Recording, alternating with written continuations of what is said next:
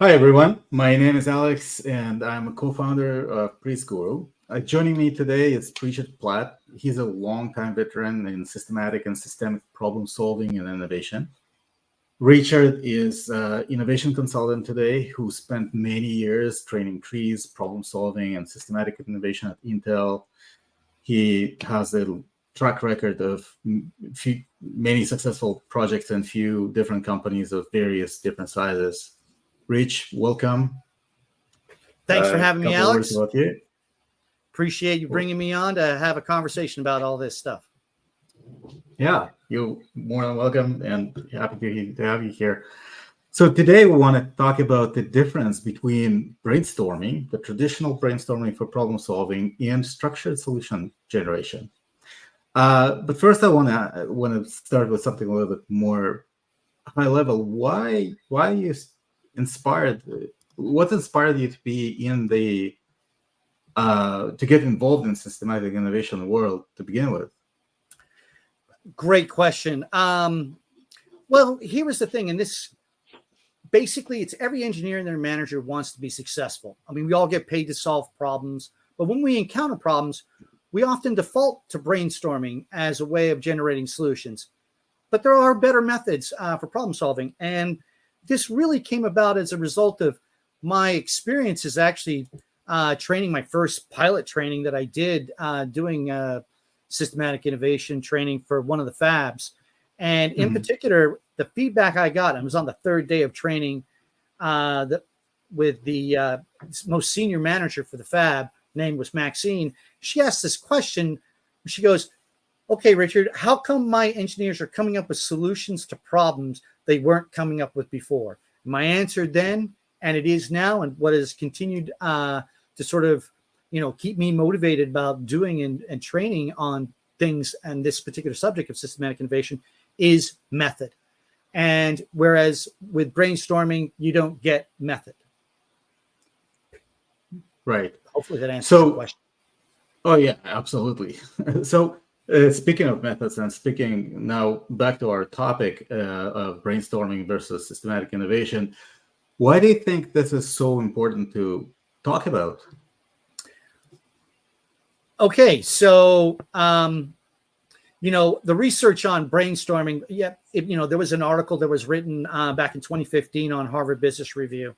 And after 60 years of research, there's little evidence that brainstorming produces more better ideas than the same number of individuals would get if they produced them, working independently.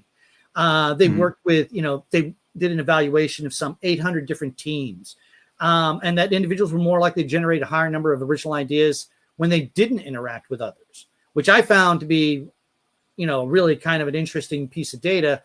But there's a great deal of evidence that they were actually able to find that brainstorming actually harms the creative performance of teams and results in a collective performance loss. So you don't get the synergy that you're expecting to actually get from this. I mean, if you look back a bit in time where modern quality programs or continuous improvement programs that comes from Deming, Duran, Stewart, and Crosby in the post-World War II era, that really got its heyday start in Japan and then migrated to the U.S. and into the West starting in the 80s.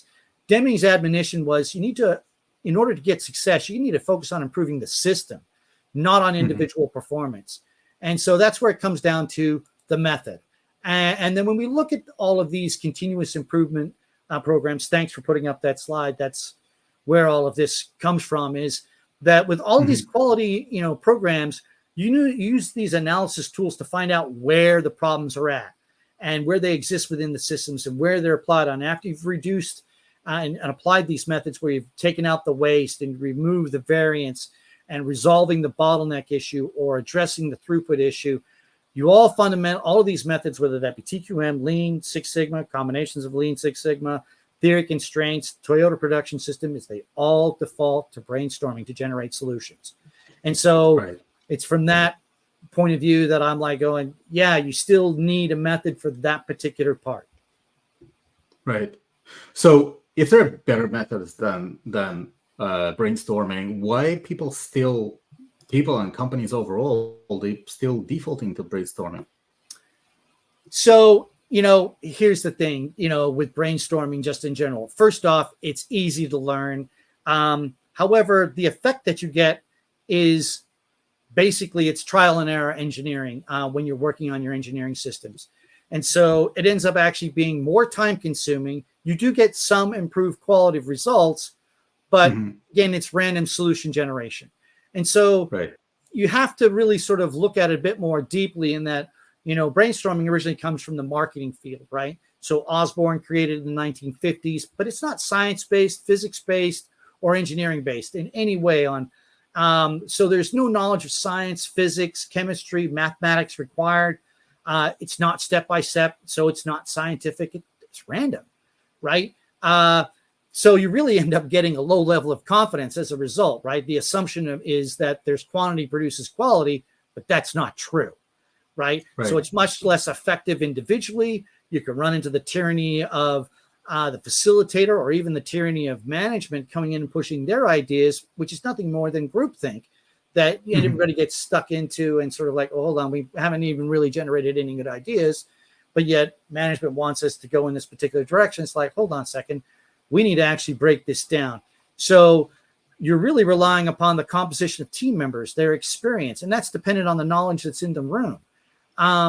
So it's easy to remember on how to do, sure, but it doesn't focus on the system's shortcomings and then how in facing that in your problem-solving activity. So it's not focused on the ideal system, and there's no synthesis as a part of that process, no technique, no data that you're going to use. So not enough time understanding the real problem that exists within the system, and then you end up solving the wrong problem. Right.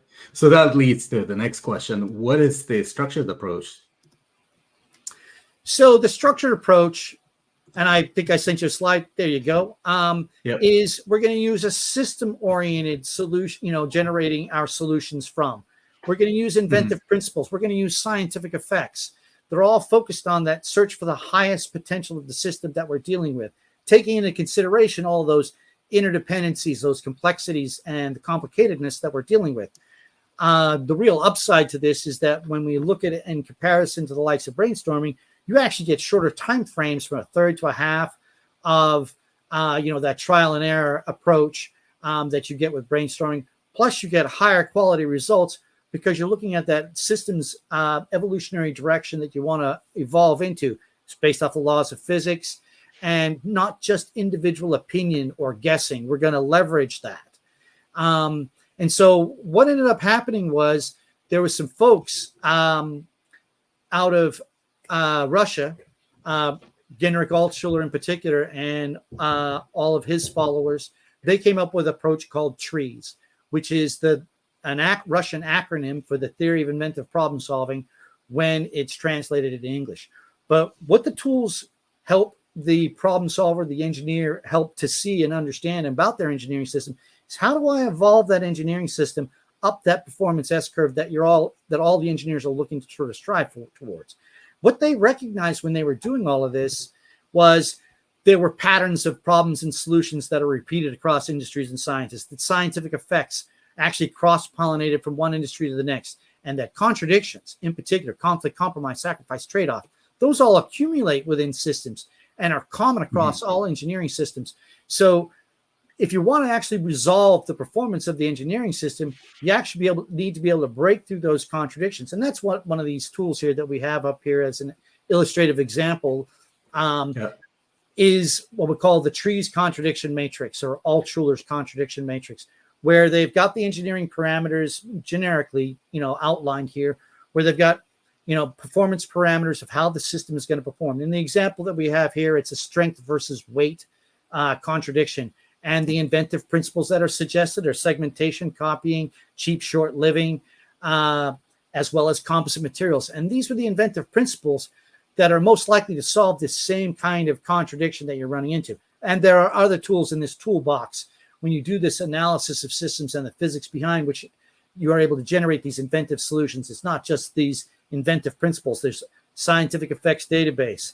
There's 76 inventive standards, and there's solution spaces when you zero in on the zone of conflict of where the engineering system is in in conflict with one another, and then you start to resolve those potential solution spaces. And so there's a whole bunch of different tools to help to break that the problem down in a more understandable way, as well as a way by which to resolve them from a structured solution generation point of view. Right. Hopefully I've answered your question. Yeah, that's a lot of information, but definitely answered my question. So my probably last question here is, we talking about engineers and how they work and how they solve problems. What about managers? Why would they care?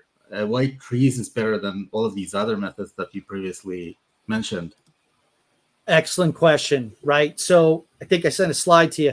So this comes from essentially the accumulation of a whole lot of work that I've done across multiple companies, including Intel. Basically, when it comes right down to it, if you're say a factory manager or a general manager of a product development group, then there's your area supervisors or functional managers, and then there's shop supervisors or team managers, and then there's the individual engineers. It's some kind of hierarchy like that. Everybody's going to look at the problem that is being generated from their point of view, based off their roles, responsibilities, and essentially their experience. But that doesn't necessarily mean they're actually going to identify where the actual problem is. They're actually going to delegate that all the way down to somebody who's actually going to work on the system itself. And so that's where what really needs to take place is managers providing their engineers with the means and methods that are going to help them generate the solutions they're actually looking for.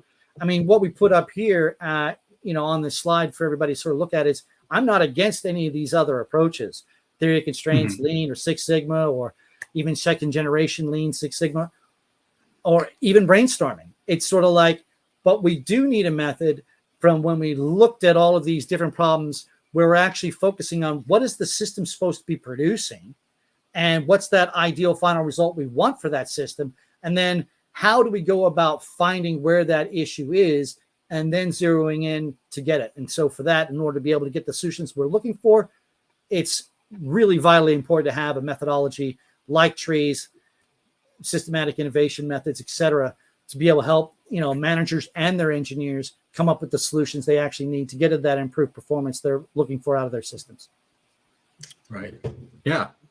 Well, thanks for all of that information. You're welcome. That was awesome. And I hope that also helps for our viewers and listeners to understand the actual difference between brainstorming and structured problem solving or solution generation, how we call it.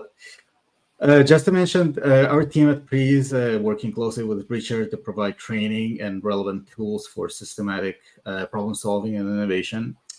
We'll be sharing our contact information down below in the comments if you have any questions, and we hope to see you soon in the next topic. Thank you very much. Thanks, everybody. Thanks, Richard. You bet.